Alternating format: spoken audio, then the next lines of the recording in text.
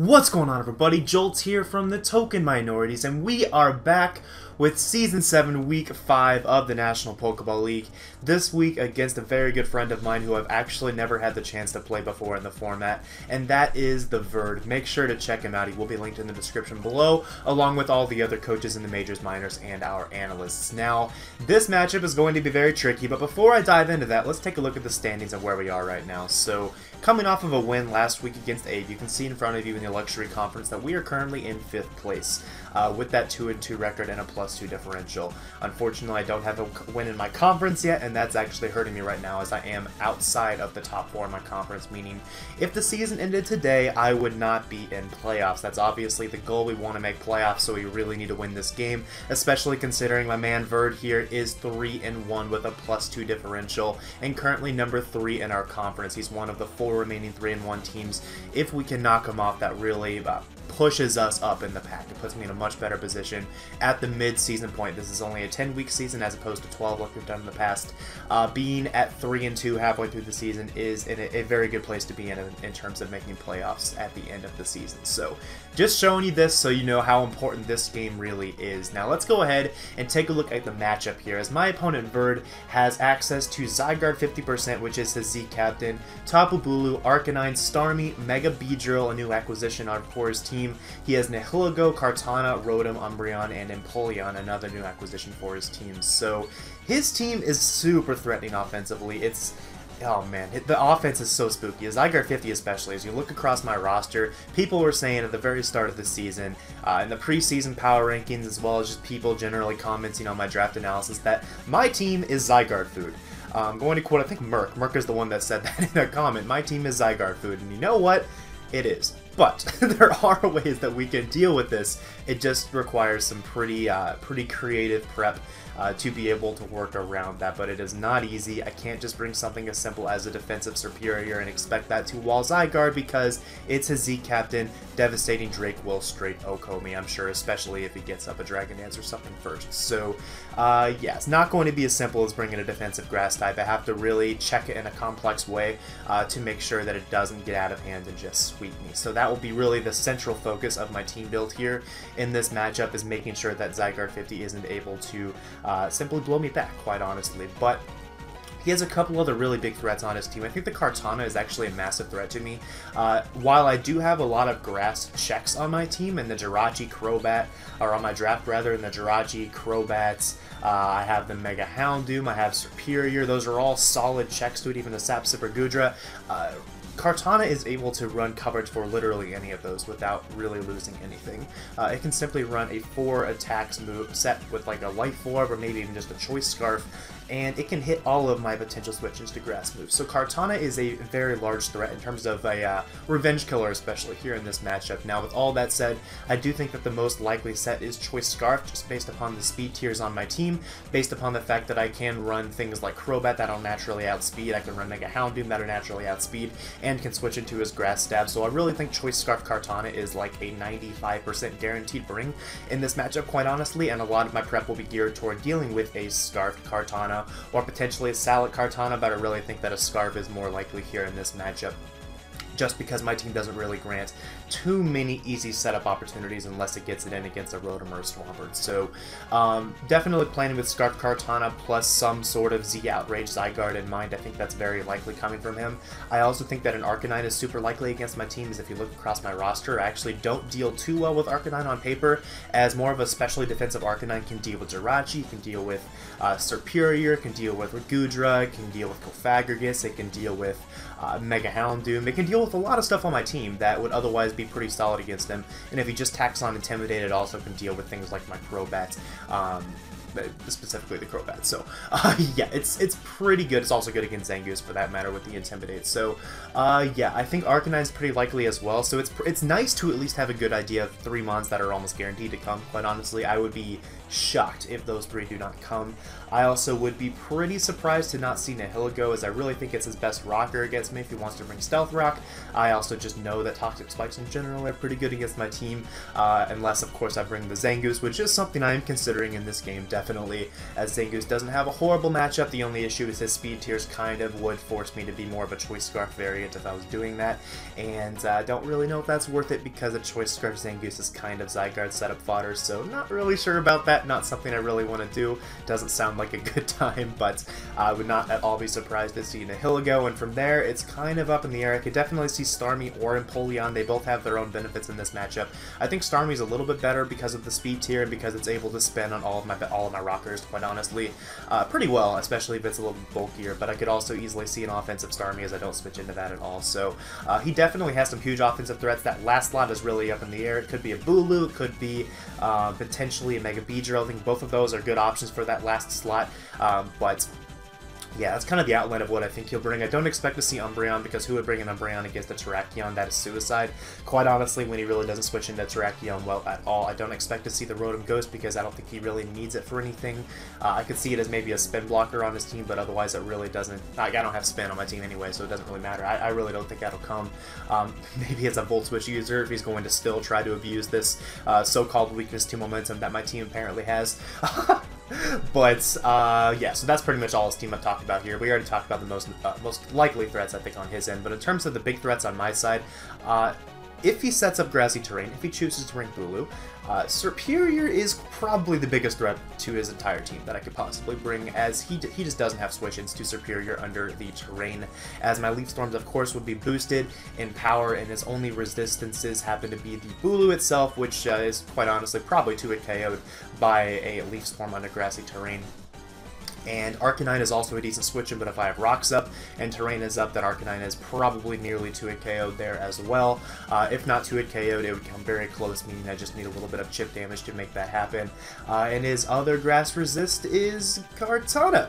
That's, as we all know, not really a resist, despite the fact that it quad resists grass with its grass and steel typing. It has paper-thin special defenses, not exactly what I would consider a switch-in. So, yeah, Serperior is easily the biggest threat against this team. I think Terrakion is also a good breaker. I don't think it's a sweeper against him. He has a lot of ways to check it.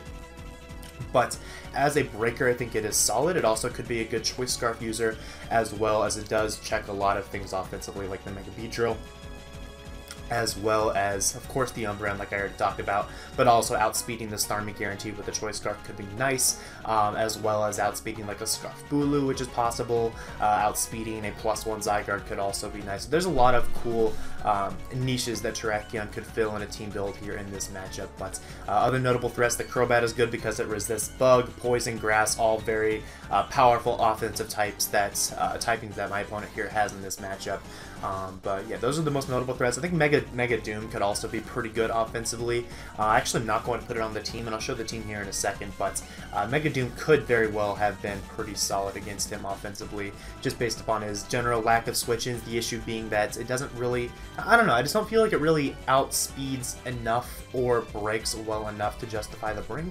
It's kind of tough to explain. I just felt like it didn't really fit the team that I ended up deciding to build here, which I'm going to go ahead and hop on over to that now, as I've already alluded to a lot of the things that I want to bring here. Sorry for the spoiler on the Terrakion. So first up is the Jirachi. Now this is a very important mon because it's part of a core that is going to save my butt against Zygarde here in this matchup.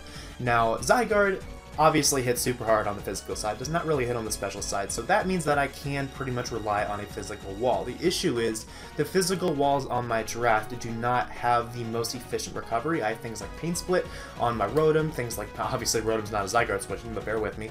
Rotom can be a physical wall. I have things like the Frogadiers, which also relies on either Rest or Pain Split. Also could potentially be a response to Zygarde, but then again, it's also kind of Zygarde setup fodder, so I need to bring something that can deal with Zygarde and that can essentially not be setup fodder for Zygarde and can take hits from Zygarde at the same time. The only mon on my team that can actually do that is Swampert, but Swampert does not have reliable recovery, so we need a very nice teammate for that. That is a Wish Passer Jirachi. So here you see the Jirachi, pretty nice set overall. I believe the investment allows me to outpace, gotta remember this off the top of my head, I'm recording this a little bit late in the week.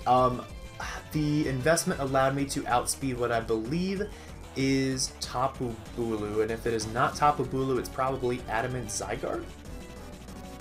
trying to remember that off the top of my head. I don't remember the speed, unfortunately, but that's kind of irrelevant. So the main purpose of this is that it's going to be mainly defensive, very bulky, able to take hits from pretty much everything on his team that is not named the Zygarde. Obviously, it does not take hits from Zygarde, but it can take hits from literally the entirety of the rest of his team, which is really, really nice. That's why I wanted the leftovers. I wanted to keep this thing around, which helps me stick around, but all that said, the most important part, besides Wish, on this set is Toxic, because his switch into Jirachi is 120% guaranteed to be Arcanine, okay? Sorry, I keep looking over to the left. I have my team matchup over on the left and looking at that as I do this. Now, I think Arcanine is just guaranteed for a switch into this, and in order for me to be able to win this game, I need Arcanine Weekend. Arcanine is such a huge thorn in my team's side. I need it to be chipped down for my offensive win cons to be able to do what they are supposed to do.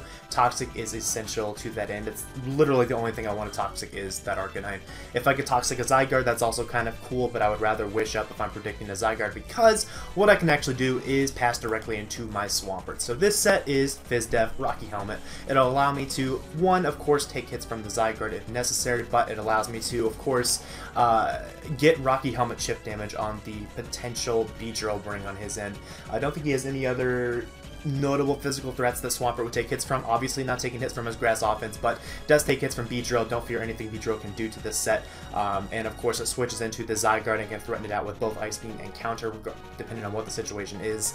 If it's like a banded Zygarde, I might be better off just clicking Counter to make sure I get the KO instead of him maybe being too bulky to die to an Ice Beam. Just an example there. Counter would also let me take advantage of a Beedrill if he decides to just U-turn out on me, as he doesn't have a Ghost type that I think he will bring. I do not think the Rotom is coming, so Counter could certainly just get a kill on whatever decides to come in. Potentially maybe a Tapu Bulu or a Starmie, both of which would be really nice to get out of the way. So finally we do have the Earth Power and the Stealth Rock on this set. Earth Power just for general stab allows me to hit the Arcanine, as well as hit the Kartana a little bit harder, and also lets me hit the Empoleon. And I also of course have Stealth Rock, because Stealth Rock is super, super important in terms of getting things into range of my offensive core. Now, we talked about this little defensive core, which I think just between those two, quite honestly, can take hits from his entire team, which is really nice. Got to keep that alive, got to keep that healthy to be able to win this game. But now we got to win this game offensively. This is not going to be one defensively. His team is way too offensively threatening to make that happen. So we have the win con. That is the Scarfed Superior.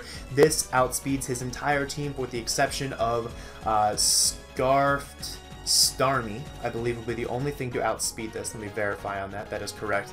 Only a Scarf Starmie could outspeed this, and even if it is Choice Scarf, there's no way a Scarf Starmie Oko is a Superior, which is nice due to his natural bulk. Now, if he sets up the terrain, this just wins.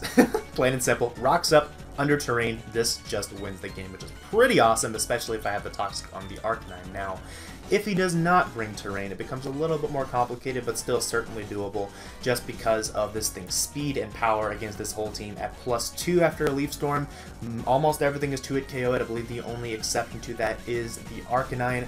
If I get up to +4, the Arcanine is definitely in danger. It cannot switch in, it has to check, and even then it might not be able to take the +4 Leaf Storm if it is weak enough. I believe at 50% it will die to a +4 Leaf Storm, so that's a pretty key calc that I need to try to make happen. I just need to chip the Arcanine down into range of this monster so that it can win. I also have Hidden Power Fire to offensively check a Scarf Kartana. I have Giga Drain just in case I need to get a little bit of recovery at some point during the game. And the last slot, I really didn't know what to do with it. I really didn't feel the need to bring Dragon Pulse, because Leaf Storm is just as good against Zygarde, potentially even better if he does bring the grassy terrain, so I didn't really need Dragon Pulse.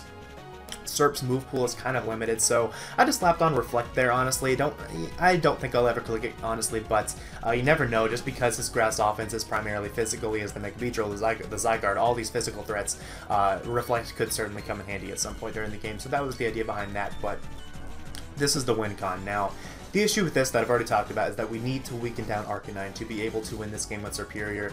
I need to have something that forces Arcanine to be a switch-in and can pretty much guaranteed wear it down. Now, this does depend on Jirachi getting the Toxic on Arcanine, but I think that'll happen early in the game.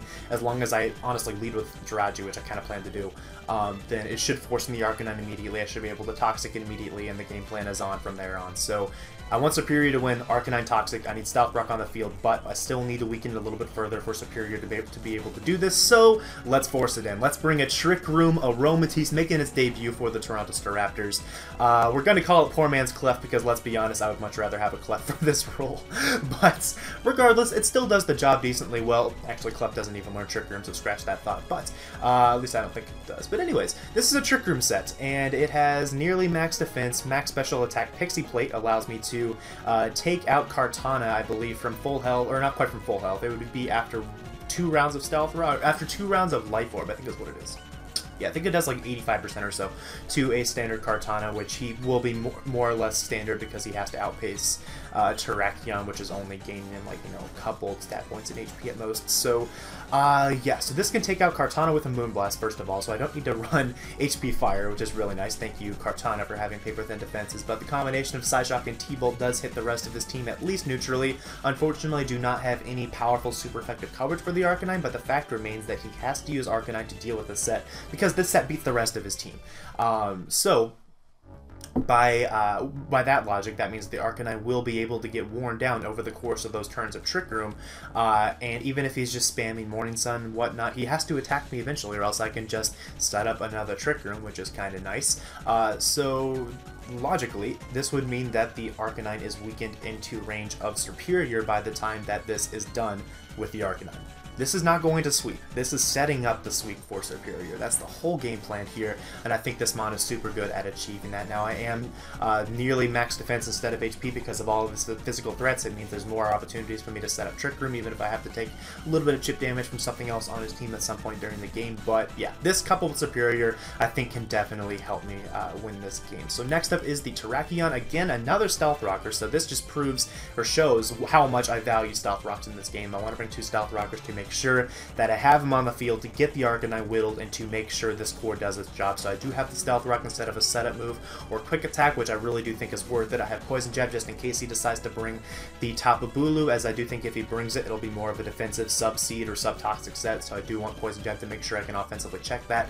And then Stone Edge in close combat. Now, I do have the Phytanium Z on this because I do plan to kind of use this as, especially once I've revealed Stealth Rock on Swampert, I believe I can really use this as a bit of a lure and a bit of a bluff, so to speak. As what I can do is I can bluff that I am Choice Scarf Terrakion, and that's my intention behind this set, is to bluff that I'm a Scarf Terrakion, because Scarf Terrakion makes a lot of sense to deal with Starmie, to deal with Mega Beedrill. It just makes a lot of sense against his team. So if I can bluff this as a Scarf Terrakion, I should be able to get off a chunk of damage against the Zygarde.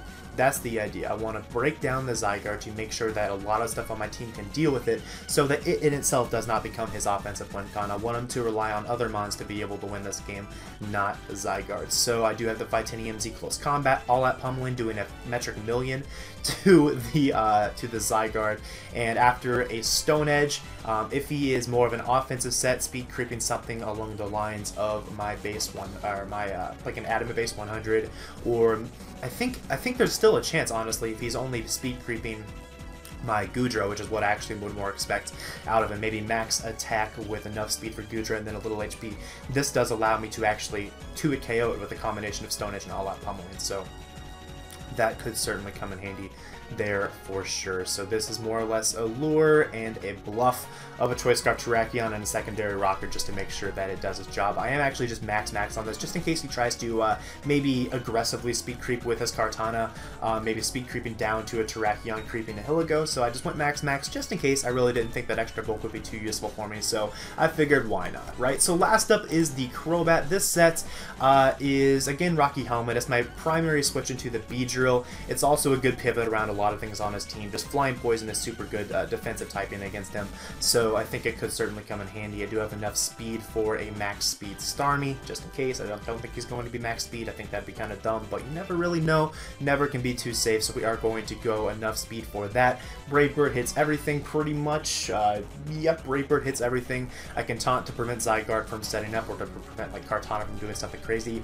And of course I do have the Heat Wave to offensively check the Kartana Kartana as well as Roost to make sure that I keep this thing healthy, as this really will be my primary way of helping me wear down the Mega Beedrill if he decides to bring it, as well as wearing down the Kartana, as like I said before, I do need a little bit of chip damage on Kartana for it to be in range of the Aromatisse and to make sure that it is not going to be able to offensively check me under Trick Room. So the Rocket Helmet here on the Crobat and the Swampert will help make that happen. So kind of a longer team builder this week because I really did have to go in a lot of depth to prep for Verd. He is so freaking good.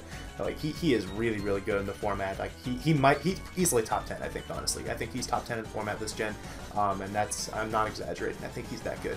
And that means I really do think I need to go to that next level of prep to make sure I'm going to be able to beat him, because his prep is phenomenal, freaking phenomenal. It's really hard to predict, and as a result, I didn't do many mocks with this team because I don't think it's helpful against someone like Verd, who is impossible to predict. So it's going to be a game I'm really excited for. I've been looking forward to playing him ever since he got promoted to Majors this season. And you know what? Let's go ahead and hop on over to this. We're 20 minutes in. Sorry for how long this was, but who cares? It's fine. Alright, so we have the battle here. So my opponent Verd decided to bring the Mega Beedrill, Starmie, Arcanine, Zygarde 50, Kartana, and the Nihilego. So there is not an Empoleon on my screen, which is okay, fair enough. I didn't think he would bring it. I thought there was a decent chance he would bring it, but I think he and I both know that Starmie was a little bit better of a bring here because of its speed tier and ability to remove hazards against all of my hazard setters. So I can understand that one for sure. The Mega Beedrill is maybe a little bit surprising, as my team did have stuff like Gofagrigus, which could have dealt with this. It has Crobat, which can deal with this. It has Mega Swampert, which can easily run Rocky Helmet and just chip this thing down really easily. But it is Verd, and he decided to bring the Mega Beedrill, but it does not mean it's a standard U-turner. It could be literally anything because, like I said, it's Verd. Verd's prep is just whack. Whack in a good way, though, trust me. So I guess the only other mon that was notable that he decided not to bring was the Tapu Bulu. Unfortunately, that means my Serperior is a little bit less of an easy win con in this game, so good on Verd for preventing Serperior from becoming a enormous threat to his team. It's already a big threat, but just it becomes an incredibly large threat if he did decide to bring the Grassy Terrain. So good on him. He probably brought the best possible 6 mons here. We could talk about this matchup a little bit based on what he brought. So the game plan still is to get the Arcanine Toxic to the point so that it's going to be gradually worn down, as well as I need to get Stealth Rocks on the field. I'm glad I brought 2 Rockers now because he does have the Starmie, which can more or less remove hazards reliably against my team. So having double Rockers means that maybe he will feel complacent after getting rid of Rocks after one of my Rockers goes down. Maybe he will sack the Starmie. He'll be able to get Rocks up later in the game, something like that. It could really come into play here depending on how this game plays out. But I am going to lead off with my Jirachi here, so it has a good matchup against everything. If he does lead off with the Arcanine, I have a very easy couple potential switch-ins here, which I will talk about in a second, the Crobat and the Swampert. Something comes into play there here in this battle that I will talk about. It's pretty interesting. So let's just go ahead and hop on into this, as this game is a really good one. So I'm going to lead off with my Jirachi, as he does lead off with the Starmie, but that's fine because my turn 1 play, like I've already talked about, is to guaranteed click Toxic on turn 1, no matter what with the Jirachi. And he does go hard into the Arcanine, so we are off to a good start there on that front for sure. Arcanine being whittled down now with the toxic damage. Now here, turn 2 is very interesting and honestly quite pivotal on how the game plays out here, as there's a couple things to think about here on turn 2. Arcanine could easily be something as simple as Toxic, maybe Flare Blitz, and Close Combat. I really felt like that was the most likely coverage he could have on his Arcanine with Morning Sun. I think that's a very likely combination, maybe Extreme Speed in the Toxic slot if he's feeling like he needs the priority, but regardless, there's also the possibility, because I'm playing Verd, or anyone good for that matter, but especially Verd, that this could be something wild like a Solar Beam Arcanine. Power Herb is an item, Fire Spin is a move, and I could easily see the combination of Fire Spin plus Solar Beam being a thing. It turns out that that's exactly what this Arcanine is, but my best play on this turn was actually to go into Crobat first to scout for this, and I knew this going in, this was a possible set, and I really should have made the Crobat play, but got a little distracted here in the battle chat, as well as some person thinking it was a good idea to spam some random text in the battle area lobby chat. I got really distracted, I'm not going to lie, and try not to make excuses. This is just what happened, and I think I made a play that was not optimal, and I do kind of attribute it to that, but it's still on me. Play that I made was to go hard into Swampert here, even though I should have gone Crobat. I know I should have gone Crobat, but that's what happened, and he is indeed Fire Spin, and he misses. Okay. I do feel bad about that. That sucks a lot, because while it doesn't necessarily mean like that by losing Swampert I lose this game, that doesn't mean anything at all, but it does mean that Vert is in a fantastic position early, and I'd have to play a lot better essentially here with the rest of my mons if I were to lose Swampert to the combination of Fire Spin and Solar Beam. So really sorry about that. Never like to see that happen, but unfortunately that's just Pokemon. Something that happened here, and I got lucky from it. Vert kind of got screwed by it, so yeah, I do apologize for that. But I am going to go ahead and switch on out into my Crobat, as now this is pretty much confirmed Crobat as my best switch into Arcanine instead of the Swampert, which is fair enough, as he goes into the Starmie. So I am actually forced to scout out if this is a Scarf Starmie for some reason, so I'm going to go into my Jirachi just in case he wants to go for a Psychic, but instead he goes for a Scald, gets the immediate burn. Yeah, I'll call that not quite even, but definitely justified on his end to get that Scald burn. As here, he's going to go into his Zygarde. I predict that and just go for the Wish, so I'm going to be able to Wish Pass into my Swampert here on this next turn, allowing me to get up my Stealth Rocks here, kind of for free, but he still has the Starmie, which switches in pretty well, so, you know, not really. But he goes for the 1,000 Waves instead of 1,000 Arrows, which he probably just has both, and I do expect him to have both because my team is just so weak to 1,000 Arrows in general. So, interesting that he likes 1,000 Waves so much, but I am here able to get up my Stealth Rock as he goes into the Starmie. I'm going to pull an aggressive switch into my Serperior, as I fully expect the Rapid Spin on this turn, and Serperior exerts a lot of offensive pressure here against this team. So I'm going to double out now into my Terrakion, expecting him to go into either his Mega Beedrill or into his Arcanine on this turn. This would cover both of his potential switches into the Serperior, as well as offensively dealing with both of them. Even if the Beedrill wants to stay in and bulldoze me here, he would die to a Stone Edge. But worst case scenario, he just U-turns out of my face, not fearing a Choice Scarf. But I really thought that this play would exert the lure, or the bait that I'm essentially a Choice Scarf Terrakion.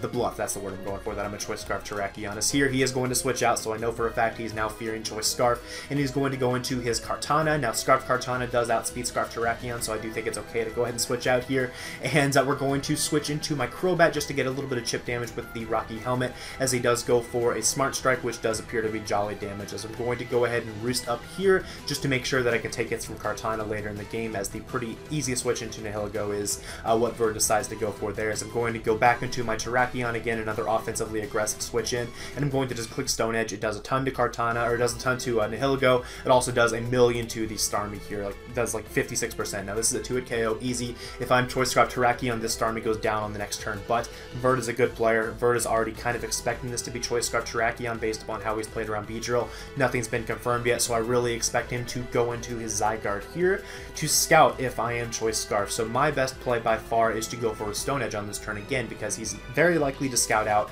if I'm Scarfed, and if he decides to stay in and get a little bit aggressive and risky on his end, just go for a Psychic or a Scald, he is, for the most, I believe, uninvested Starmie based upon the damage calc so far. And that means that he is going to essentially die to a Stone Edge on this next turn, and if I'm able to get rid of his Spinner on turn 14, and I get Rocks up with either Terrakion or with Swampert later in the game, then the stage is very well set. The table is set for my Serperior to sweep late game, so I'm definitely okay with taking Scald damage if that's what he decides to do. Is here, he does scout for the Scarf, he goes into the Zygarde, and takes a pretty good chunk from the Stone Edge here, as you can see, but unfortunately that reveals that he's actually very bulky Zygarde, not really that surprising.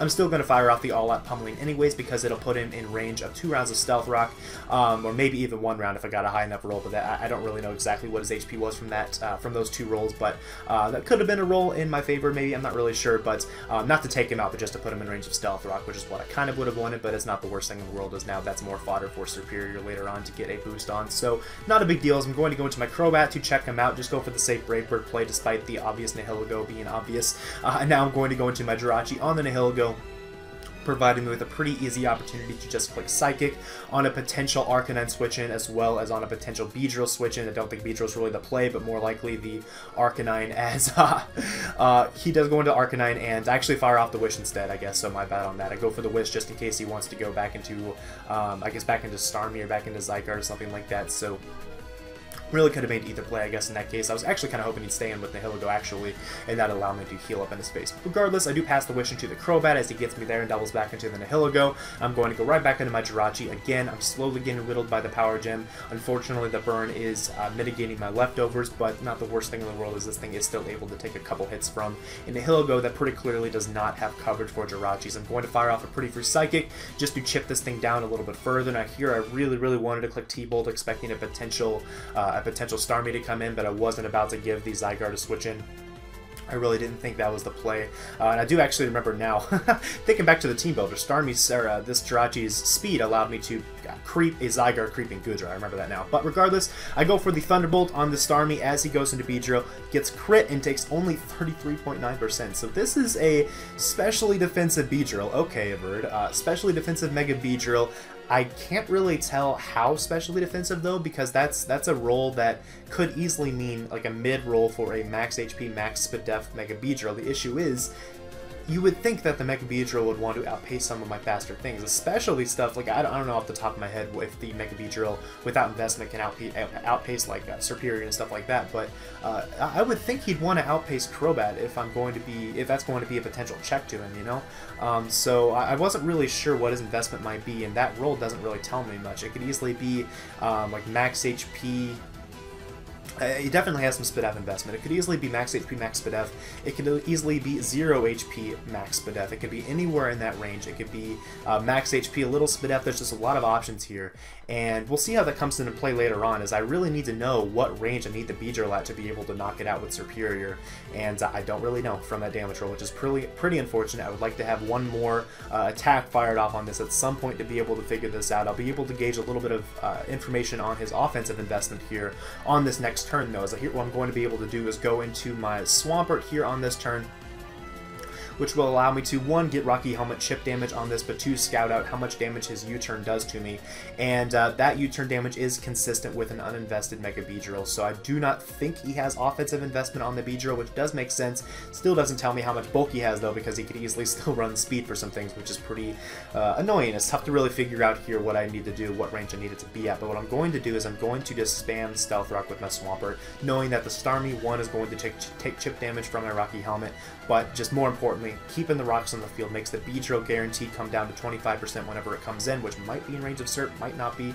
It puts the Arcanine into range of the combination of Aromatisse and Serperior, just in general helps wear him down a little bit further. So I'm going to go into my Serp to force this thing out. He decides to actually sag off his Zygarde on this turn, which I thought was a pretty interesting play on his end, as the extreme speed option from a choice banded Zygarde, which is what that damage revealed to be earlier, could have certainly been nice against my the potential of a Scarf Serperior later in the game, but I guess he wasn't really respecting or fearing Scarf Serperior, which is fair enough. But here, let's pause. Alright, so don't want to get too far ahead of myself here. Sorry for backing up. Again, knocking out the Zygarde. He's going to eventually check my Serperior with the Mega Beedrill. Now, what's interesting about this play is that, like I said before, I don't know the bulk investment on this Mega Beedrill. It could very well be in range of this Leaf Storm, and spoilers, now knowing his EV spread being 0 HP max Spadef, it was in range of the Serperior. And if you look across his team, the Arcanine is the only thing left that can actually take a hit from a Serperior's Leaf Storm, as the Starmie easily in range, Nihilego easily in range, Kartana easily in range. Arcanine is at 76.1% in Toxic. If it switches into Stealth Rock, it's at 51%. The minimum roll for a +4 Serperior against a max Spadef Arcanine is like 50%. I don't think he's max Spadef. I think he's going to have a little bit of speed as well, meaning that's probably a guaranteed kill of the Arcanine at +4 with Leaf Storm. So what this means is that Serperior would essentially clean up the game here. Toxic turns depending. I think I might only be able to get 4 hits here due to the Toxic, but I don't think there's any way that any one Mon on his team can beat all 3 of the remainder of my Mons, considering the Crobat's at full, Jirachi can take it from Nihilego, and the Aromatisse is still at full, and most of his team is physical. So, yeah, I really think this game was wrapped up here, actually, if I just clicked Leaf Storm and just swept. But you know what? Because I missed the Fire Spin earlier, I'm not that upset about it, because, you know, that's kind of cheap to get a 4-0 win because of a missed move earlier in the game. But even so, we are going to actually play it safe here and switch out, just in case the Beedrill is max HP, max Spadef, because then it's actually guaranteed out of range. So it's just a really tight range there, and I'm not willing to take that risk here and risk the game and potentially lose like 5-0 if I get it wrong. So, yep, so we're going to go ahead and switch out into my Crobat here, just to get a little more chip damage on this thing. It essentially guarantees that it's absolutely going to be in range of a Leaf Storm next time I go for it, if he's able to get rid of the rocks, which he's going to take that opportunity to do so now, as he's going to go into his Starmie. I'm just going to fire off a Brave Bird, knowing that the combination of 2 Brave Birds and Rocky Helmet damage from the Rapid Spin will allow me to take out the Starmie guaranteed, so I'm okay with making that play. Now here, the switch into Nihilego is pretty obvious, but I'm still going to go for the Brave Bird anyways, just because I'm trying to whittle this thing down, and I would like to whittle it down. Not necessarily an essential thing to whittle, but it's still kind of nice. This here, I'm just going to roost up for the heck of it, honestly, just to see if I can gain back a little bit of recovery. Didn't really see a downside to that. You never know when that little bit of extra HP might come into play, as here I'm going to go into my Jirachi again, knowing that I can't be 2-hit KO'd by Power Gem unless he gets, I believe, a double crit. So that's kind of nice. As here, I am just going to, I believe, fire off a Psychic as he just goes into his Beedrill to sack it off, which is fair enough. He wasn't about to risk the Starmie to a potential double T-Bolt play, I suppose. As here, I believe he goes into his Kartana on this turn to take me out. Because of my investments, he is actually forced to go for a Night Slash on this turn, I believe, as I'm just going to sack off my Crobat to scout him out. And that's exactly what I do, is I'm able to chip him down a little bit further with the Rocky Helmet. Definitely in range of Aromatisse at this point. Here is where I make my move. As I'm going to go into my Aromatisse, I am a Trick Room variant, like I already mentioned before, and what I'm going to be able to do is set up the Trick Room, being 95% certain this is a Scarf Kartana at draft preview. Really thought that was the case, and that turns out to be exactly what he is, so I was able to predict one thing about Verd, which is pretty nice. As here, I'm just going to fire off a Thunderbolt with the Aromatisse just to scout out the investment on this Arcanine a little bit more. It's definitely heavily specially defensive invested, so I'm just going to go for Psyshocks instead, as those should do a little bit more than the Thunderbolt is. And here, he goes for the Fire Spin, which is fine. I'm getting worn down, but so is he. All I need is for the Arcanine to be in range of Superior for me to be able to win this game. That's all I need. Get Arcanine in range of Superior outside of Trick Room, so I can click Leaf Storm on Arcanine, and then the game is over in my favor. 1-0 or 2-0, depending on Trick Room turns. With 1 turn left of Trick Room, I just go into Jirachi. I click Psychic just in case he wants to stay in. I try to Morning Sun up. And here, actually I don't think I clicked Psychic. I think I clicked, I might have clicked, like, I think Wish or something like that, because I didn't want to kill it. I wanted to make sure that the Arcanine killed me. But anyways, I'm going to go into my Superior, and I click Leaf Storm, and down goes the Arcanine. So here it's just a matter of hitting 4 Leaf Storms in a row. Starmie, gone. Next up comes the Kartana. He still thinks I'm not a Scarf Superior. It hasn't been revealed in the game because his Starmie intentionally outsped Terrakion instead of Superior. Earlier in the game, there was a switch out sequence where that happened. But anyways, we take out the Kartana. Goodbye, Kartana. We got to hit 1 more Leaf Storm. If we hit this Leaf Storm, we pick up the win, and we are smooth sailing with a 3-2 record at the halfway point, and we do it. So we are able to pick up the 1-0 win over the Verd in a very, very, very good game. Super close. Again, apologies for the Fire Spin miss. He believes it was massive. He said it in the chat. I agree it was. That's not to say that it was an impossible win on my end if he had connected that, but obviously it would have been harder. There's no denying it would have been harder to win that game if he had connected the Fire Spin, but my win cons were still intact. The fact of the matter remains, win cons are still intact. I had a second Stealth Rocker. I had ways where I still could have won the game if that were the case. It still came down to Superior plus Aromatisse and how Verd played around it, so it's, in my opinion, impossible to really determine the outcome of the game when my win cons are still intact despite Swampert going down early, especially when I have a second Rocky Helmet user in the Crobat to help wear down the Beedrill as well. So yeah, tough to really call on that, but I do apologize for that. I never like to see that happen. It sucks. But fortunately for us, we are able to pull off the 1-0 victory, moving to a 3-2 record with, I believe, a +3 differential, which is really nice. That moves us up to top 4 in our conference, so we're back in the playoff race again. We've always been in the race, but we're back in the playoff picture again as well. Being, I believe, in the 4th seed for my conference at the moment, which would put us against Gypsy in round 1, so oh boy. But we'll see if that sticks around here throughout the remainder of the season, but certainly happy with this win regardless, and I wish the best of luck to my opponent Verd in his future weeks. Make sure to check him out, though, as he's a really good guy, one of the kindest people I think I've met in the community. I've gotten to know him pretty well here over the past couple, I guess about a year I think I've known him now, and maybe a little more than that actually at this point, but like a really genuine guy. I think someone I would highly recommend watching his content, supporting him, getting to know him a little bit. Definitely someone I would recommend. So that's about all I have to say. Thanks for watching, guys. Hope you did enjoy. Next week we have a game against Shoddy and his Bayern Munich in what will surely be a really good game. He's rocking the Mega Kang this season, so that'll be something to deal with for sure. But thanks for watching, guys, and I will see you all all next week. Peace.